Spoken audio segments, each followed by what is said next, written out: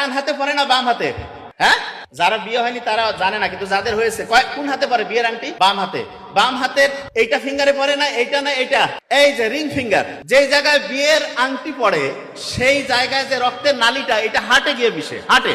অনেকে মনে করে যে যে কোনো একটা আঙ্গুলে পড়লেই হবে। নো, বিয়ের সাথে একটা অন্তরের আত্মার যে সম্পর্ক আছে এইটাকে নির্দেশ করার জন্য এই যে আংটি, ইসলামে এটা খুব উৎসাহিত করছে তা না।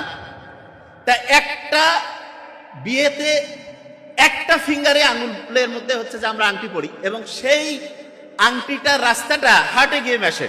খুব ইন্টারেস্টিং জিনিস।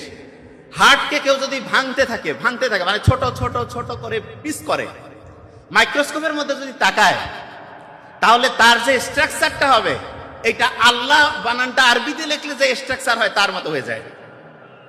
বুঝি নাই তো কি বলছি? বুঝতে পারছি? হার্ট যেখান থেকে পাম্প শুরু করে, এই যে হার্ট যে প্রতি মুহূর্তে বিট করতেছে, ধুক ধুক ধুক ধুক করতেছে, এটা কি কাউকে বলতে হচ্ছে? অটোমেটিক করতেছে না? তা যেই জায়গা থেকে এই বিট শুরু হয়, সেই জায়গাটা তুমি মাইক্রোস্কোপের নিচে দেখে একদম কাঠামোটা মিলানোর চেষ্টা করি, দেখবো যে আল্লাহ বানানটা আরবিতে লিখলে যে স্ট্রাকচারটা হয় সেটার সাথে অনেকটা ম্যাচিং হয়ে যায়।